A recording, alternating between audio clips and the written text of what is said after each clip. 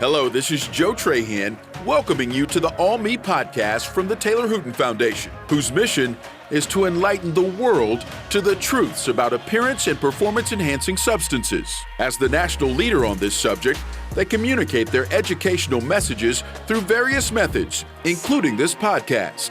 Thank you for listening and enjoy the show. Hi, and welcome to the All Me podcast. This is your host, Tavis Piatoli, sports dietitian for the Taylor Hooten Foundation. Do you really know what's in the dietary supplements you're taking? Would you be surprised if you found out that your multivitamin contained an anabolic steroid, or if the pre-workout you were taking contained a banned amphetamine-like compound? How concerned would you be if the product you were taking also contained the antidepressant Lexapro? With over 50% of the U.S. population taking dietary supplements, it's important to not only know what you're taking, but most importantly, understand if it's safe for human consumption. In this podcast, I'll speak with Dr. Pieter Cohen, whose work is dedicated to researching the dietary supplement adulteration industry. We'll discuss the FDA and their lack of regulation, along with what they can do to improve policing the industry, what dietary supplement adulteration is, and what type of harmful ingredients that are being found in dietary supplements today that are not tested. Dr. Cohen, a graduate of Yale School of Medicine, is an associate professor of medicine at Harvard Medical School and a practicing internist at Cambridge Health Alliance, whose area of research is the safety of dietary supplements, particularly investigating the safety of sports in weight loss supplements. Along with analytical chemistry colleagues, he has spent the last decade exploring the boundaries between drugs and supplements. His work has been published in the New England Journal of Medicine, Journal of American Medical Association, the Journal of American Medical Association Internal Medicine, American Journal of Public Health, and the Annals of Internal Medicine. Dr. Cohen, welcome to the podcast. Thank you so much for taking some time to be with us today. Oh, Tavis, it's my pleasure to be here. This is going to be a great podcast. Our topic today is on dietary supplement adulteration. You know, the first thing we really like to have our guests do is just tell us a little bit about your career path. What interested you in the field of conducting research on dietary supplements, PEDs, and supplement safety? So I'm a doctor. I'm a primary care doc, general internist, take care of patients here in outside of Boston, Somerville, Mass. And years ago, I noted that a bunch of my patients were suffering at the time unexplained side effects. They were getting sick. Some were ending up in the emergency room from chest pain, their heart racing too fast. Some were admitted to the hospital for kidney failure. And we didn't at first have a good grasp of what was going on. And after a few years of investigation, we learned that it was weight loss pills that my patients were taking. And not just any sort of weight loss pills, but weight loss pills that were spiked with multiple different prescription drugs. Some drugs that you couldn't even get in prescriptions here in the States. And it was researching that, seeing that among my patients, and hearing from the FDA that what we were seeing here outside of Boston was very similar to what was going on across the country in terms of weight loss dietary supplements being spiked with drugs and harming consumers. So that's what originally got me interested in this area. I get a lot of questions about, when we speak to these schools, colleges, is the industry regulated? Some people say no, it's not. And that's kind of really my first question. What's the FDA's role in regulating dietary supplements? The industry is definitely regulated. So that's an important myth to dispel, because some people think that, and I often heard it's unregulated. That's not the case, because there are laws on the books about how supplements should be formulated and should be sold. But just because those laws exist on the book doesn't mean that companies are compliant with the laws. And it also doesn't mean that the laws are robust enough to ensure that supplements are safe. And finally, just because a law is on the book doesn't mean the FDA is enforcing the law. So we really have why it feels like sometimes that supplements are unregulated is because we have problems in all those areas. The laws themselves are very lenient in terms of what can come on the market and what can be introduced as a supplement. The laws are often, those lenient laws are often not complied by industry. And the FDA, remarkably, doesn't even enforce many of the laws that are on the books. So we really have a perfect storm of just about anything can end up in a dietary supplement, be sold in the United States as a dietary supplement. It's a very unfortunate circumstance in which really places consumers at risk. Is there a place, when the FDA does step in to investigate a specific ingredient that's a concern? Like when do they all of a sudden go, all right, there's a problem, let's kind of dive into this a little bit more? Well, the FDA should be doing that frequently because there's problems that are popping up all over the place. But in fact, they infrequently go after products or take products off store shelves. And usually, almost always, as far as I can tell, it's due to outside pressure. Basically, when the agency the FDA only acts if forced to by an outside agency. What I mean by that is, let's say prominent deaths are covered in the New York Times. That's the kind of thing that might force the FDA's hand to have to act. Or the FDA is embarrassed because outside independent researchers have identified a potentially dangerous stimulant in a product that the FDA already knew about for years but didn't do anything about it. So it's only in these situations I've seen the FDA act, and it's rare for the FDA to take initiative on its own to get products off the shelves. So they're probably more concerned about other things in their agency than supplements until there's pressure, as you mentioned, correct? Precisely. They're waiting for pressure. Same thing was ephedra back years ago. It wasn't until there was just massive media attention about the risks of ephedra and states already addressing the issue aggressively within the state.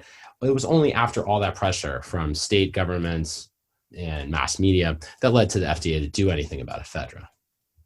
Now, when I was a sports dietitian working with professional and collegiate teams, I heard so many companies try to lobby to us and say, their products are FDA approved or they're made in an FDA approved facility. Can you discuss if this is true? Are products FDA approved, or is this just marketing hype by the company to sell more products? Yeah, dietary supplements are not FDA approved. So when we say FDA approval, we're talking about a process whereby you submit this is with pharmaceutical drugs, prescription drugs. And what you to get FDA approval, you submit major studies in humans to the FDA. And the FDA assesses all the research and says, yes, the benefits of this drug outweigh the harms, and therefore will approve it for certain indications. Nothing's just like approved across the board. It's approved for a specific treatment of a disease or preventing a disease. Now, with supplements, there's nothing about approval. No dietary supplement gets FDA approval. It doesn't need to seek it. It just goes on the market. There are exceptions, very small percentage of products out there have submitted some material to the FDA. But that material that's been submitted to the FDA about a product pales in comparison to the sort of deep research that's necessary to really understand a drug. So some company might introduce a new ingredient in supplements and submit to the FDA, photocopy or print out from the internet an article they found where that ingredient was studied in 10 mice, and then they'll give that to the FDA. So this is the sort of thing that that supports the evidence of the use of supplements, is just minor studies, maybe usually not any human studies, studies in animals. A petri dish with cells will often suffice. So you can introduce brand new ingredients into supplements with this kind of completely weak data, or I shouldn't even call it evidence, because it's not evidence of anything in humans. So there's a real, again, this gets back to the problems with the law. The law is such that you can submit this sort of evidence to the FDA, and you're allowed to start selling it as a dietary supplement in the US. Do you feel the FDA has enough manpower to police the supplement industry with over tens and thousands of products? Can they truly police this industry to reduce the risk of contamination in adulteration? Well, let's put it this way. As the FDA is organized right now, no. Now, the FDA, though, of course, is a very large organization that oversees not just prescription drugs, but also food, most of the food that we eat, as well as dietary supplements. So there's no question that, and it's a very large organization with a lot of expertise. So there's no question in my mind that if the FDA wanted to, if they had the political will to get the job done, they could reorganize it, place more people in the supplement division, or hire more experts, and get the job done. Absolutely. Because the fact of the matter is that the FDA does not need to find everything wrong with supplements, every product that's a problem, every new ingredient that's a problem.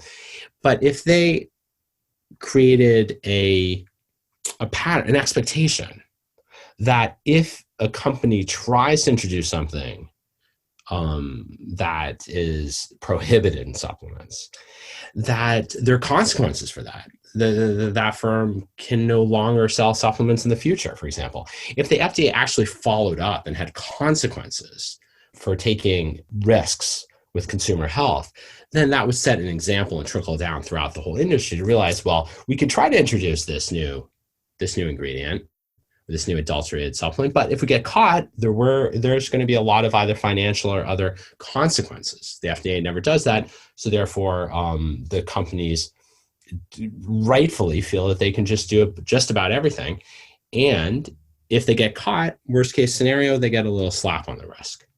Yeah, I've seen that. I've seen companies, I'm not going to say brand names or supplement company names, but still selling ephedra, which we know is illegal, and using it, selling steroids, selling things, have a website, gets fined, and some of them get fined a pretty hefty penny, but they're still circulating and they're still selling product. And I'm like, how is this company still open using the same name which they got fined under?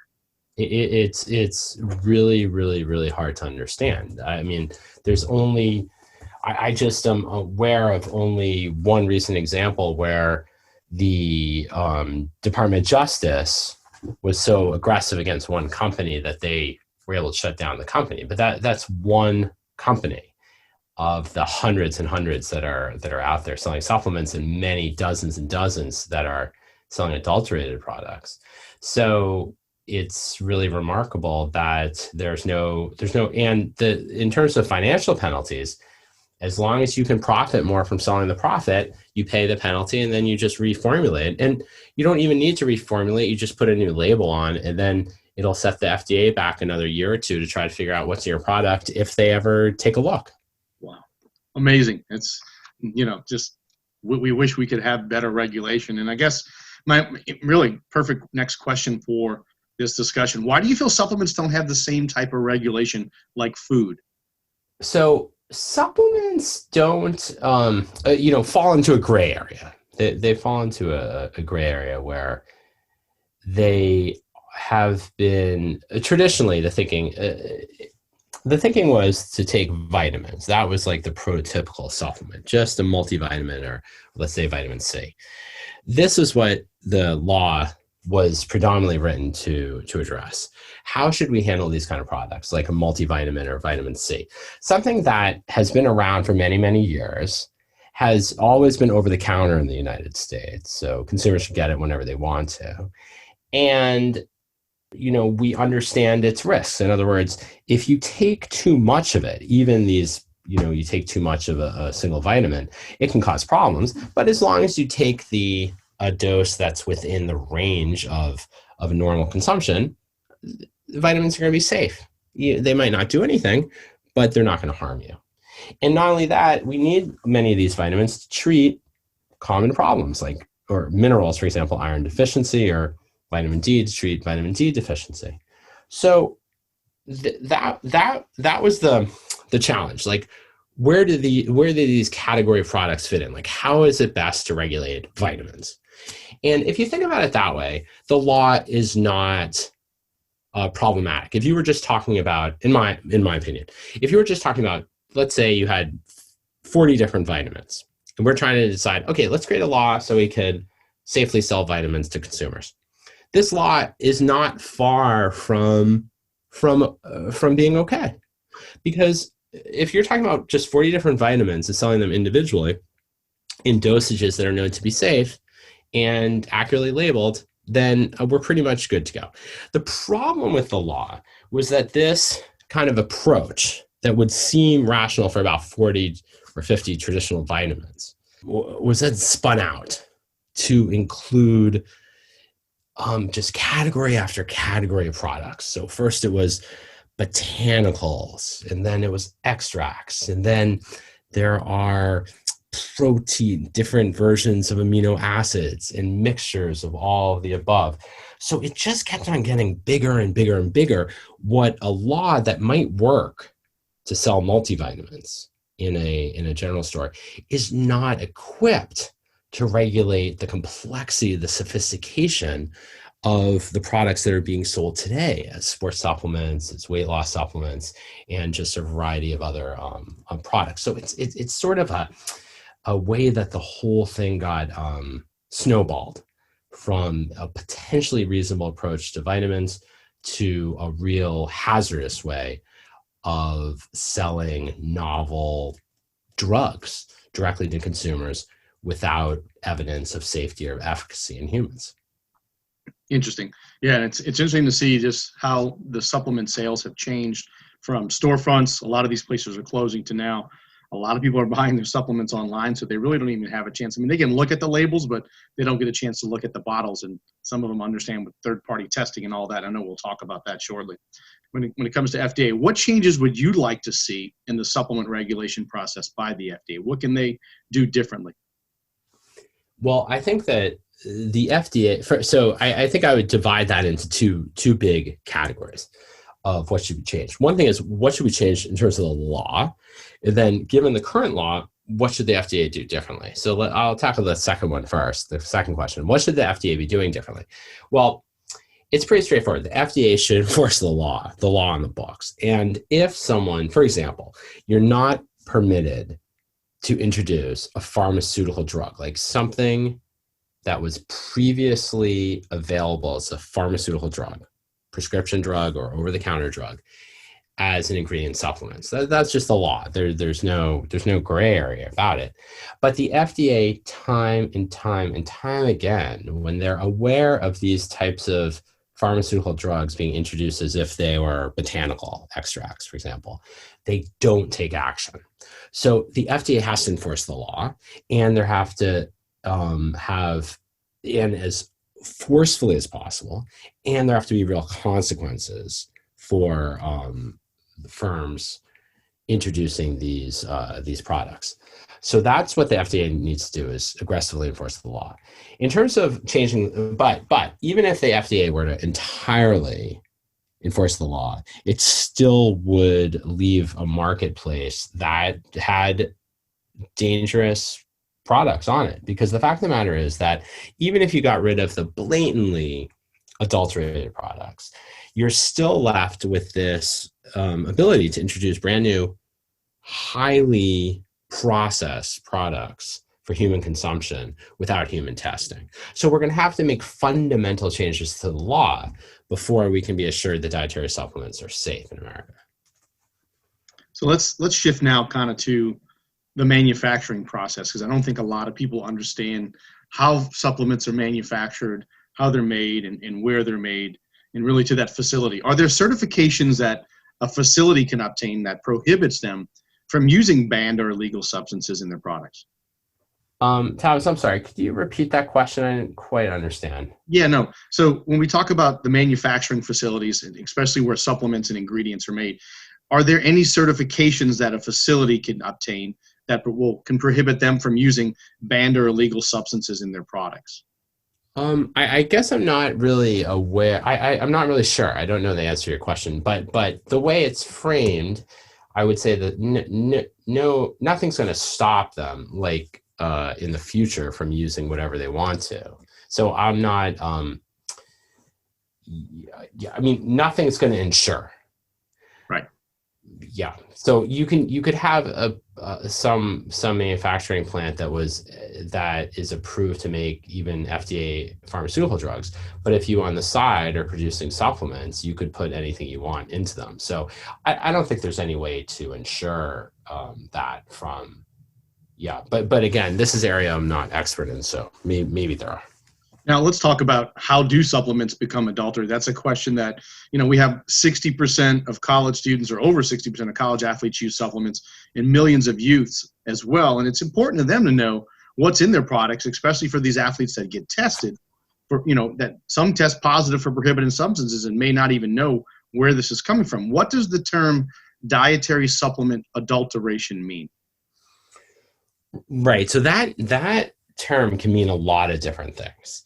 So adulteration is when something is being placed in the supplement on purpose that's not listed on the label. Now, the way we think about it is there's often two big categories of adulteration. One is economic adulteration. This is, let's imagine that you want to sell a product as if it's high quality ginkgo biloba, for example. But ginkgo biloba is very expensive, and you want to have your product contain a real robust amount, a proper amount of it, according to what would traditionally be used. So, but you don't want to spend their money on ginkgo biloba. So you buy some sort of filler, and you place that filler into the supplement along with maybe some real ginkgo biloba. That's economic adulteration. So you're basically saving money, hoping that the filler causes no harm, and hoping that no consumer ever notices that they're not getting an adequate amount of product in the supplement. So that's one type of adulteration. Another type of adulteration is when companies either on purpose or because of poor manufacturing or because of confusion or any other problems, end up putting a ingredient into the supplement that's not listed on the label. So that's really what we think about as adulteration. I mean, do we see that a pretty good bit where companies are actually deliberately adulterating their products and don't even care if they get caught? It sure seems that way to me, Tavis. So we see dozens and dozens and dozens of products, especially in certain categories like sports supplements, weight loss supplements, that contain drugs, sometimes pharmaceutical drugs, sometimes experimental drugs, sometimes new chemicals, that the manufacturer sure seems to hope will have some sort of effect on the human body. But the problem with this approach is that almost always, when we've taken a deep dive into these scenarios, we found that the amount of the drug in the supplements are completely unpredictable. And if we take a close look at what evidence we have that drug, that experimental stimulant, is going to be safe, is we can usually not find any. We can usually find very little evidence in humans that the stimulants and other adulterants in the sports weight loss supplements are safe. So that's really what's definitely happening in dozens and dozens. Actually, there's over 1,000 different brands of supplements that the FDA itself has posted on its website and said these have been found to contain drugs or adulterated with drugs. That's a lot of products, and it really kind of leads into the next question. When you look at all the different types of ingredients, let's talk about the type of adulterants. What are some of those common types of adulterants that you've seen in your research when studying dietary supplements? If we focus on the sports and weight loss categories, I would say that we see a few types, a few categories, big categories of adulterants pop up most commonly. And one is stimulants. So one thing that happened was after ephedra was banned from supplements, companies went out looking for the next best thing. Like, what can we replace? What can we put into a supplement to give that same effect as ephedra, or maybe even better than ephedra? And that has led to countless cases of adulteration with stimulants. These stimulants take on all sorts of different, they have all sorts of different backstories. Some were previously pharmaceutical drugs in the United States before being withdrawn by companies or the FDA. Some of these are drugs in other countries that are being introduced surreptitiously in supplements in the United States. Sometimes these stimulants are being introduced as if they were extracts from plants, which they're not. And these are the types of, that's one big category, stimulants. Another category is anabolic steroids. So, of course, a lot of the interest in the muscle building products will often come from tweaking the structure of testosterone to create anabolic steroids. And with those products, we have seen just an endless variety of the chemical structure of testosterone introduced as anabolic steroids. So I guess those are two of the big categories. And then a third category would be prescription weight loss drugs. So is there... Go ahead, I'm sorry. No, Tavis, so there's been a number of prescription drugs that have been withdrawn from the US market over the years, and very not infrequently, those same drugs reappear after they've been withdrawn as prescription drugs. They'll reappear as adulterants in weight loss in supplements. So what are those type of pharmaceutical drugs that you've seen? In terms, are you talking about the stimulants or the previously approved pharmaceuticals? Yeah, like any previously approved pharmaceutical prescription-based drugs. Are there any type of specifics that you've seen in dietary supplements? Oh, yes, we've seen a lot. I mean, you can even, the FDA themselves have reported finding Prozac, for example, fluoxetine in weight loss supplements. It's just really endless. Sibutramine, which was a weight loss drug that has been withdrawn from the market many years ago, appears not infrequently. There are laxatives that have been withdrawn from the US market because of potential risks of cancer in rodent studies that then appear back into the supplements. So yeah, there's just a really long list of pharmaceuticals and other adulterants that have been found in supplements.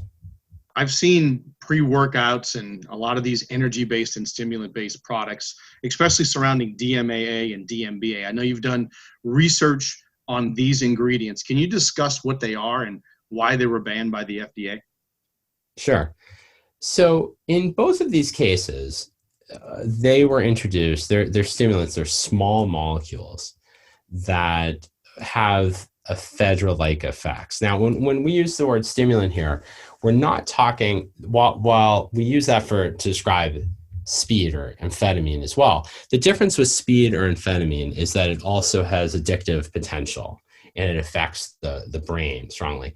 When we're talking about these types of stimulants like DMA or DMBA, it's very similar to amphetamine in terms of its effect on the rest of the body, but it doesn't have that, it's not thought to have that addictive potential of amphetamine. So that's what we're referring to here as a stimulant. DMA was a compound that was originally a pharmaceutical drug in the United States. It was used as a nasal spray back many years ago, decades ago.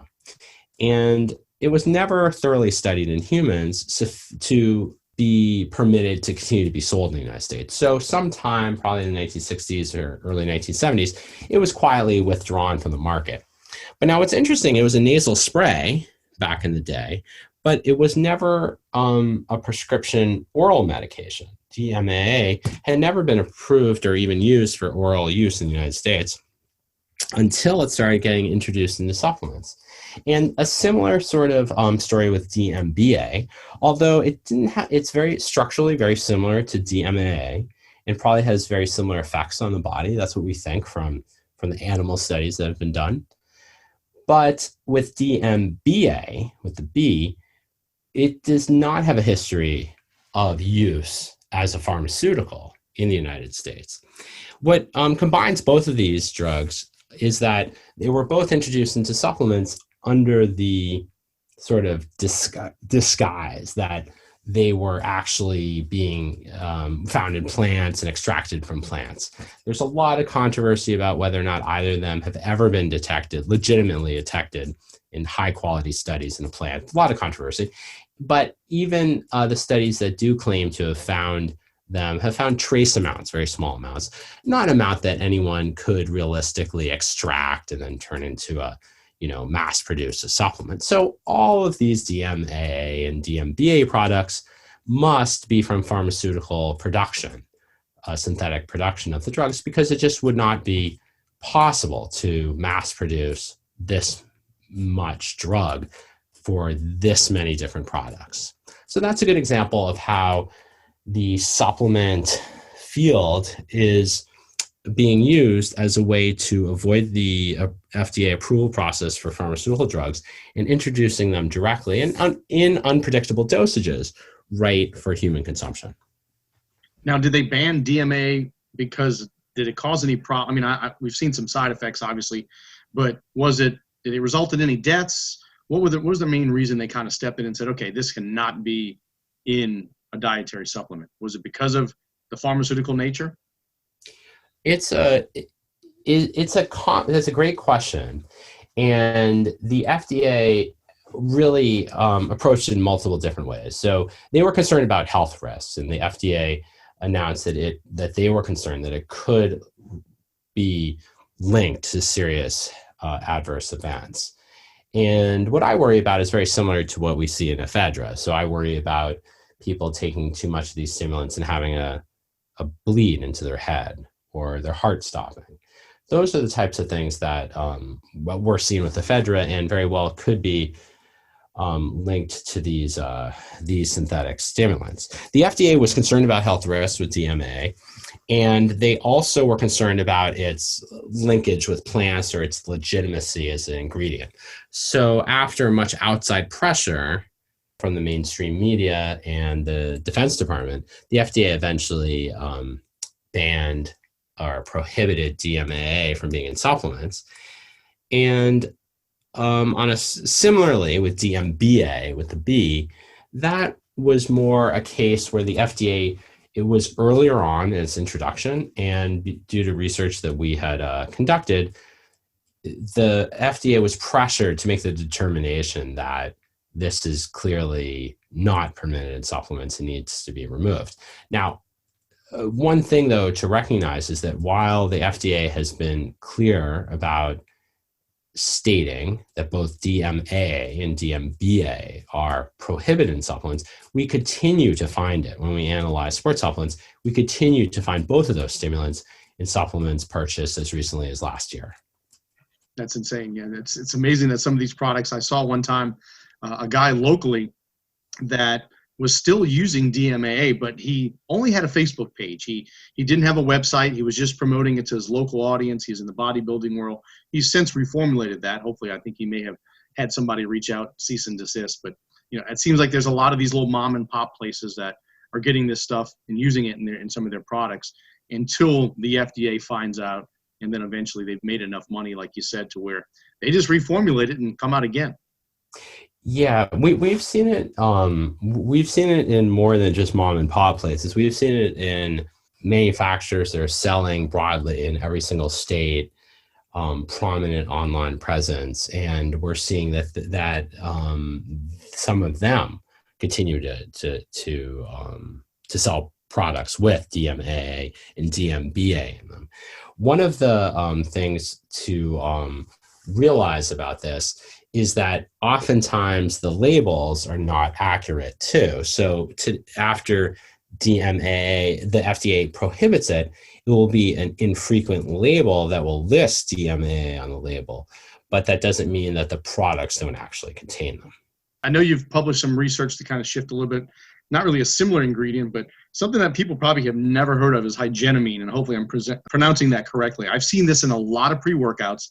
I don't think a lot of athletes realize this is prohibited by WADA. And I've seen you published a paper on this. Can you talk about this ingredient a little bit and what's the potential risk for ingesting it?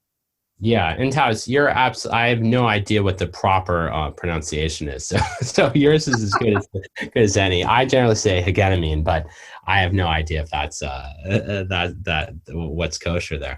But yeah, so Hygenamine is a very interesting situation, and this is where what we've been talking about to this point has really been this issue of taking pharmaceutical drugs, synthetic drugs, and you put it into these supplements and you sell it as if it's, some sort of natural thing. Well, Hygenamine, and it's very similar to another stimulant found in nature, yohimbine, and similar to ephedra. So I think it's useful just to think about all of these, the ephedra alkaloids, yohimbine, and Hygenamine. All that can be thought of in the same category. And what this is we take a traditional botanical, maybe even take something that traditionally back hundreds of years ago in China was used to treat asthma, an attack of asthma. And you start taking a close look at the botanical, and you find out that the most active part of the plant is often a chemical, is one individual chemical. So that individual chemical, if it's isolated and synthetically produced or extracted in very large quantities, is practically identical to these other stimulants that we're talking about. So really the origin of the chemical doesn't matter. It matters what its effects will be in the human body and how much of it is in individual supplements. With Hygenamine, it's interesting because it has been studied as a drug in China over the past several decades. And what it's been studied, and it's very interesting, it's been used it's injected into the vein to stimulate the heart to beat faster and harder so that doctors can do what's called a form of a stress test. So the type of test where you make the heart perform really hard work, and then you see if there's any problems with blood flow to the heart. That's a stress test. Oftentimes stress tests are done by running on a treadmill. But an alternative way of doing stress tests is by injecting things into the veins to make the heart do that. Let's say someone has injured legs and they can't run fast enough on a treadmill. Now, what's interesting is that Hygenamine has been used by investigators in China to try to see if it would be a good agent to be used for stress tests. So the Chinese investigators understand and proved from their studies that it has direct stimulant effects on the heart. Now, this is exactly the same compound that's being introduced into supplements, and it's questionable here. Now we're in a gray area of the law. Is that permitted? Because it is a compound that's found in botanicals. Or as a constituent of botanicals. So that's a very complicated area of the law, and why we need the law to change so that we can clarify that if you take an isolated chemical like Hygenamine or yohimbine and you put a lot of it into a pill, that can be just as dangerous as a pharmaceutical stimulant that you just whisked up in the lab and has no relationship to plants. So I guess what concerns me the most is when you see ingredients like this, whether it's DMAA, Hygenamine, it's also in products that also has 200, 300, 350 milligrams of caffeine with it, maybe even other stimulants. And that seems to be that 1-2-1-2-3 punch that really can cause a cardiovascular event. Would you agree? Right, Tavis. That's exactly what we're concerned about. So first off, it's again going to be the amount of the stimulant you get. The toxicity of everything we've ever studied has to do with the amount. If you have an extreme amount of caffeine, it can be deadly. But of course, usual amounts of small amounts of caffeine are entirely safe. So it's all about the quantity. Now, so first question is how much of the stimulant you have in it. And that's another thing that we haven't talked about yet, but it's worth mentioning. The laws do not require a supplement company to tell you how much of a stimulant is found in the product. So as long as the company puts that stimulant into what's called a proprietary blend, a big list of ingredients, they could list it, but they don't have to tell you how much is in there. that's a very serious problem when it comes to these products. And I recommend avoiding all products that have proprietary blends on them for this reason, because you have no idea of how much of a given ingredient is in there. And you're getting at the next important point, which is that if you have these proprietary blends, these blends that of mix of different ingredients, you could very easily be exposing yourself not just to one of these stimulants we've talked about, be it yohimbine or hygenamine or DMAA or DMBA, you might be exposing yourself to those plus caffeine or multiple different stimulants in the same product. So we've seen all of that not infrequently, and that's a very serious concern of ours. And while it's hard enough to try to understand how one stimulant will affect the human body and what level of it is safe and which level of it becomes dangerous for an individual, it's much more complicated, and we have no data about what happens when you mix these different stimulants together and you take them at the same time. Yeah, I guess what concerns me with my work and educating a lot of young individuals, these kids always think more is better, and you combine that with intense training in a very hot environment. Like I'm in New Orleans, and with the humidity here, it's like they're dehydrated, they don't fuel well, and then, let me take a pre-workout and it has all these ingredients, and it's like, it's a recipe for disaster. Right, and this is one of the problems about how the supplements are sold. Because the supplements are sold without warnings, in other words, even if something is known to be dangerous at a certain dose, that warning does not need to be on a supplement bottle. So it's understandable that consumers, athletes, get the impression that all these products are safe, and therefore, if you're taking the dose you're taking one pill and it's giving you a bit of a boost, why not take 2 or 3?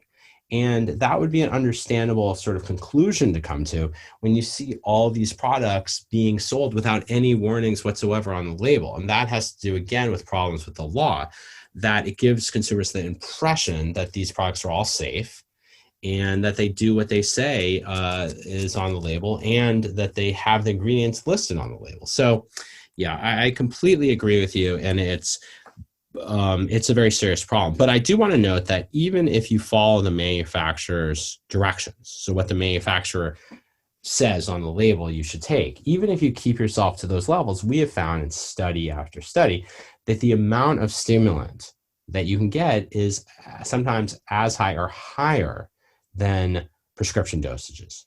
Wow, that's scary. Yeah, and it's, especially with people that build up tolerances and they want more and more and more until eventually it's like finally something happens. Not saying that's a good thing, but hopefully it wakes them up to where they know, hey, they've done some damage. We need to stop using these type of products. Right. And hopefully that event is something minimal and mild and doesn't end them up in the emergency room or worse. Now, with 50% of the population taking vitamins or supplements, could we see illegal or banned ingredients in something as simple as like an over-the-counter multivitamin? We definitely see that. Now, it's not as frequent, and that's more small operations. So the classic situation where we've seen anabolic steroids, for example, pop up in multivitamin is where we have real, I suspect, real incompetence of manufacturing. So we're talking about like a mom and pop sort of operation who might be making some sports supplements, might be purchasing their products, their powders from an unknown supply chain, get their powders mixed up and end up, putting an anabolic steroid in their multivitamin. So that's actually been documented in the last few years, so we can see it. But it's not something I worry about in terms of mainstream multivitamins. I'm not worried about them containing anabolic steroids. What can consumers do to avoid using products that are adulterated? So there's a few approaches. Number one is I recommend avoiding all products that contain those proprietary blends. Those are those long lists of ingredients without any quantity listed by them. So that's the first step. I would recommend avoiding those. If it has ingredients listed that seem like long scientific names that are not understandable, that I would also avoid those. Now, once you get down to an ingredient an ingredient list that seems under control. It seems like there's just, 1, 2, 3 different ingredients in the supplement, and they've given you the precise amount about each ingredient. Then I think there's 2 things that can help keep it safer to use supplements. And that is, number 1 is only purchase supplements that have been certified by a very high quality third-party organization. So it's very important to learn about which organizations do a really good job of checking supplements, analyzing supplements to say, hey, this company at least cares about the quality of the product. Doesn't mean that this actual bottle is going to be free of adulterants, but it will mean that the company's trying to keep it free at least. For me, I do research with NSF International, and they have a great program that NSF for Sport, for example, that is a good, very strong third-party certification program. USP does less work with sports supplements, but they are also very high quality. So learning about which third parties are really high quality is what I recommend. And I think combining that, and then the last point is that once you have those third parties do not tell you about the safety for you to take that supplement. They're just suggest it's making it more likely that the supplement contents are the same that's on the label. So then you have to take the next step and say to yourself, well, are any of those contents going to get me into trouble? Either trouble in terms of like if I have to do a urine test for doping, or are they get me into trouble health-wise? Because just because it's accurately labeled doesn't mean it's safe. And that part of it, you've got to do then independent research on, for example, the NIH's website, their Office of Dietary Supplements, to say, is this ingredient safe and is it safe at this dose? So I would say there's 3 major keys here. Avoid proprietary blends, stick with supplements with only a few ingredients. Number 2, use only purchase supplements that have been certified by a very high quality third-party certification system. And number 3, do your research about those ingredients prior to taking them to ensure they're safe for you. Excellent. Yeah, and this pretty much that answered kind of my last question in regards to what advice would you give consumers about the industry, as well as, if they currently take supplements or using them, what can they do differently? And you pretty much answered that in regards to those steps. So I really appreciate that. Anything else that you feel consumers need to know about dietary supplements or the industry? I just think that in addition, consumers who want to have access to safe supplements and safe products and know what's in them, consumers should pay attention to what's going on in terms of the laws. I think it's possible in the next few years, hopefully, there's going to be some laws that are going to be suggested. Some laws maybe from some people in the industry that make the situation worse. And other laws that might be taking us in a direction that will ensure a broad access to supplements, but supplements that are safe and accurately labeled. So I would say take interest in that. And when you see and when you hear people talking about those laws, realize that it directly can affect your health, and get engaged. Learn about the different laws and call your representative in Congress and say, hey, listen, I'd like you to support this bill because it's looking sensible to me. So in the years to come, that's the other thing I'd like consumers to pay attention to. Excellent. Well, Doc, thank you for your time today. Really appreciate it. We know you're really busy, but before you go, I want to kind of ask you 3 curveball questions. These are questions that are completely unrelated to the topic today, just things that we kind of have in the queue. We want to throw out there fun. So you ready to rock and roll? Absolutely. All right. So I'm a big music junkie. I like to ask all of our guests this because I love music. So if you could be the lead singer of any band, rock band, or whatever music genre you like, who would that be? It's a hard call between Prince, but I think that would probably send me over the top to Dave Matthews. I think I'll stick to Dave Matthews because that I think I might be able to combine that with continuing in my career and researching dietary supplements. Two incredible musicians. I've gotten to see Dave Matthews before, especially at Jazz Fest here in New Orleans. I've never had a chance to see Prince, so he is definitely a legend. Both of those guys are just legend musicians. Now, This is the first time I've asked this question. Is there anything, and with COVID and quarantining and, just with life the way it was and being strange when it started in March, anything interesting that you did during that time that you may have not normally done, before that? Yeah, well, no question about it. I I got all suited up every single day and spent most of my time during quarantine in a clinic where we were taking care of patients with COVID-19. So I was strapped up in so much PPE, you would not believe. I didn't even know how to put on half this stuff when I first arrived. We didn't know what disease we were going to be seeing when I showed up there in clinic in mid-March here in Boston, and then spent many months taking care of hundreds of COVID-19 patients in our clinic. So that was something I certainly never thought I would be there on the front lines of a global pandemic. Well, thank you so much for doing that and being those first responders to really help. And hopefully we can see a lot of this moving forward. I know this is a virus. It's probably never going to go away at some point, but hopefully, it seems like things are kind of trending downward and continue to do that. And we can get back to normal life soon. Last question, what is probably the most fascinating place that you've visited in all the time with your work and the things you've done? What would you recommend as hey, this is a place that's a must-see place?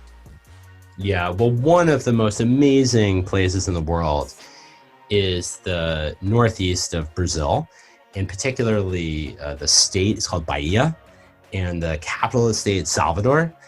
And that area of Brazil is absolutely thriving with wonderful food, culture, music, fascinating inland parks. So I would definitely recommend whenever we are out of this, can more fluidly travel. And Brazil is struggling quite mightily right now with COVID. So it's not the destination until a while from now. But once we can, I definitely recommend visiting Bahia, Brazil. Now, I have a good friend from Brazil, so I am definitely going to talk to him about that and really give him some feedback. He lives in the States now. He's been here for a while, so I can't wait to kind of have a discussion next time I see him. Dr. Cohen, thank you so much for your time today. Really appreciate your expertise in all that you do in this industry, especially with the work we do. We love to review your research. It really helps us in formulating some of the programs that we have around supplement safety and the dangers of appearance and performance enhancing drugs. So thank you again for the time. Really appreciate it. Tavis, thank you so much for having me. It's been an honor. Well, that's it for today's show. Thanks for listening to the All Me podcast from the Taylor Hooten Foundation, a nonprofit organization leading a national campaign to enlighten people to the truths about appearance and performance-enhancing substances and inspiring people to live and compete without the use of these substances. Please be sure to subscribe to our podcast and tune in to our next episode.